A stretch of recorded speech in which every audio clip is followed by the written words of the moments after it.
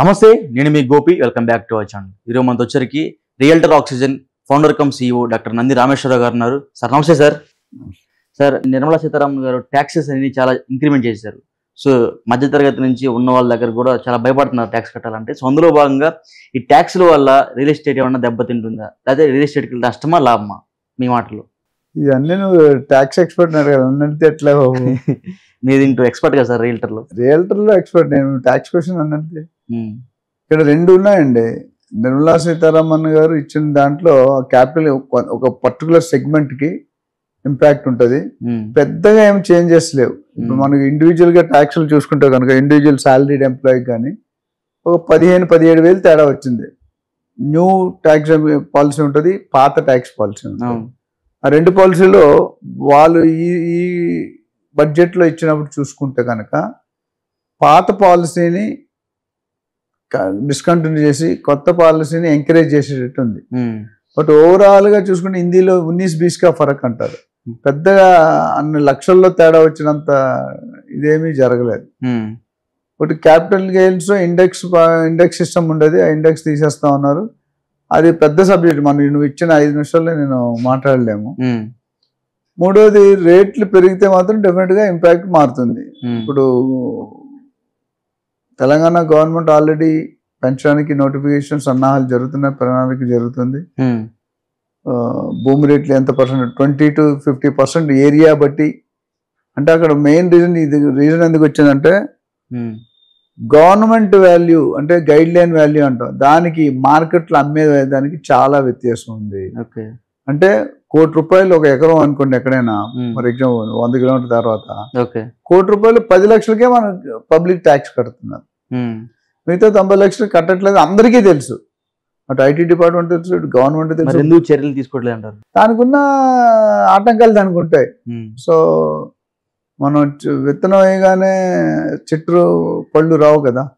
దాని మీద first step Narendra Modi గారు ఒక పక్క నుండి బ్లాక్ మనీని అరకట్టుతూ అన్ని యూపీఐ అంటున్నారు. అవునా? సో స్లోగా ఇప్పుడు చాలా మంది అలవాటు ఉంటుంది. ఒకప్పుడు ఊబర్ వచ్చినాడు కిలోమీటర్ ₹4-5 ఉంటుంది, ఎవరు వెళ్తారు ఊబర్కి? ఈ రోజు ₹30-40 పర్ కిలోమీటర్ పెట్టినా వెళ్తున్నారు. ఒకసారి అలవాటు పడ్డాం అనుకోండి, అలవాటు అనేది చాలా డేంజర్. ఏది అంటే కమిట్ అయిపోయినా కొంతమంది ఉంటారు, మధ్యాహ్నం 4 గంటలు టీ తాగిపోతే నా తలనొస్తుంది అని. సైకలాజికల్ ఫీలింగ్ అంతే, ఏం తాగదు. కొంతమంది టీయే తాగరు, సరే తాగకపోతే నొప్పి వస్తున్న పని ఆపేస్తారు కొంతమంది ఎంప్లాయీస్. అది కరెక్ట్ కాదు. సో టాక్సేషన్ లో పెద్దగా అంత ఎక్కువ, ఎస్పెషల్లీ తెలంగాణకి అయితే ఏమి మొండి చేసి చూపారని చెప్పాలి. బడ్జెట్ లో పెద్ద వచ్చింది ఏమి లేదు. అందుకే అందరు ఏమంటారంటే ఆంధ్ర బీహార్ గవర్నమెంట్ అంటున్నారు. బడ్జెట్ ఆంధ్ర బీహార్ బడ్జెట్ అంటారు. అంటే అక్కడ ఏం చేశారు నరేంద్ర మోడీ గారు, అంతకుముందు నార్త్ ఈస్ట్ ప్రాంతాలని బాగా ప్రాముఖ్యత ఇచ్చి, మన కిషన్ రెడ్డి గారే క్యాబినెట్ మినిస్టర్ ఉన్నటువంటి లాస్ట్ టర్మ్ లో సెంట్రల్ మినిస్టర్ ఉండే, ఆయన ఇన్ఛార్జ్ మినిస్టర్ గా 7 సిస్టర్స్ అంటారు, దాన్ని పెట్టారు. అది నార్త్ ఈస్ట్. ఇప్పుడు ఇల్లు ఉందనుకోండి, దీనికి నార్త్ ఈస్ట్ ఇది ఎంట్రన్స్. సో నార్త్ ఈస్ట్ అనేది చాలా ప్రసిద్ధమైన ఫేసింగ్ అంటారు. ఇప్పుడు ఏం చేశారు, నార్త్ ఈస్ట్ నుండి ఈస్ట్ కంట్రీకి వచ్చారు, ఈస్ట్ ఆఫ్ ది కంట్రీ. అవి ఏమొస్తాయి? వెస్ట్ బెంగాల్, ఒరిస్సా, బీహార్, జార్ఖండ్, ఆంధ్రప్రదేశ్. తెలంగాణ అన్ఫార్చునేట్లీ ఇటు వచ్చింది. సో అందుకని వాళ్ళిద్దరికి ప్లస్ వాళ్ళిద్దరు సపోర్ట్ మద్దతుతోనే అక్కడ గవర్నమెంట్ ఉన్నారు.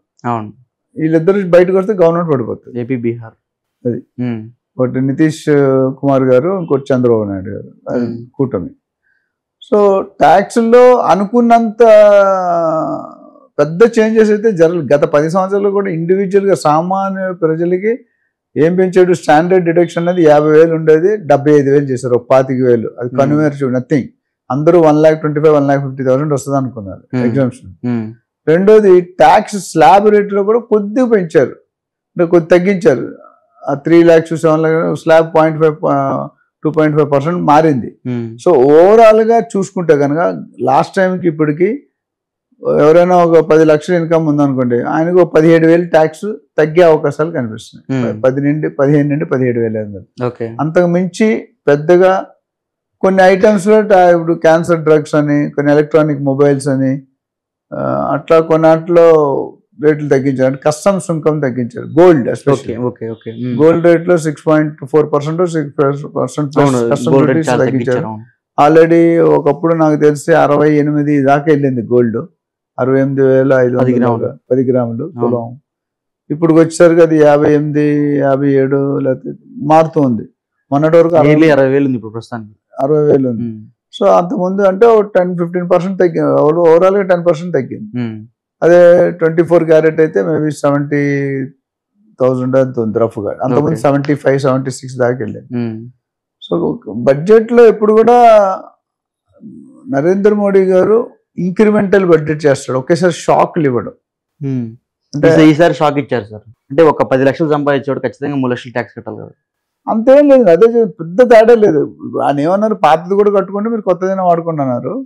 రెండు పాత బెనిఫిట్ అంటే పాత కూడా 3 లక్షల దాకా రాదు, లిమిట్ కొద్ది పెంచి స్లాబ్ రేట్ తగ్గించాడు, పెంచలేదు తగ్గించాడు.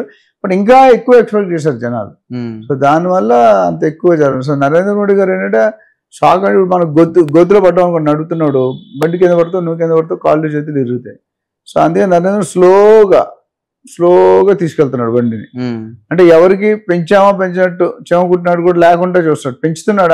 ఆయన చేసే ప్లానింగ్ బాగానే ఉంది. నెక్స్ట్ ఆయన గోల్ ఉంది 2050కి ఎలా ఉండాలి కంట్రీ, ఎకానమిక్ కండిషన్ ఎట్లా ఉండాలి, దాని విధంగా ప్లాన్ చేసుకుని ఆ ప్లాన్ ప్రకారం వెళ్తున్నారు. ఆయన ఎక్కడ తగ్గలేదు, అయితే ఎక్కడ పెంచలేదు. అందుకని నేను మన ఇంకో ఛానల్లో ఈ బడ్జెట్ రివ్యూకి వెళ్ళినట్టు చెప్పాను, it is an incremental budget. Public budget ఇప్పుడు బడ్జెట్ వచ్చినప్పుడు కొంతమంది ఎగ్నెస్ట్ గా చెప్తారు, కొంతమంది ఫర్గా చెప్తారు, అది సహజం. సీఎం సీట్లో పిఎం సీట్లో ఎవరున్నా తిట్టడం అనేది సహజం. అందుకే చిరంజీవి గారు చెప్పారు, నేను తిట్టలేను, తిట్టించుకోలేను, ఆ రెండూ చేయగల సమర్థుడు కళ్యాణ్ బాబు ఉన్నాడు అని చెప్పారు. ఆయన 10 సంవత్సరాలు అంతా కష్టపడిన దానికి ఆయన డిప్యూటీ సీఎం అయ్యారు. సో కొంతమంది కొన్ని యాంటీ గవర్నమెంట్ ఉంటాయి, కొన్ని ప్రో గవర్నమెంట్ ఉంటాయి. కొన్ని ఛానల్స్ అటు మాట్లాడితే కొన్ని ఛానల్స్ అది వాస్తవం ఏంటనే తెలుసుకోవాలి. సో బడ్జెట్ అనేది రియల్ ఎస్టేట్కి పెద్దగా లేదు, అయితే ఫండింగ్ ఎన్ఆర్ఐ స్టార్ట్అప్ ఇండస్ట్రీస్ కొద్దిగా బెనిఫిట్ ఇచ్చింది. స్టార్ట్అప్ ఇండస్ట్రీస్ ఎవరైతే క్యాపిటల్ తెచ్చుకుని అంతకుముందు ఛార్జ్ చేశారు ట్యాక్స్, ఇప్పుడు దానికి తీసేశారు. అదొక సో ఇండస్ట్రీ పెరగడానికి అయితే మంచి పరిణామం. సో దీని మీద ఇంకేమైనా డీటెయిల్స్ కావాలంటే they can call us. Okay, thank you sir. Thank you.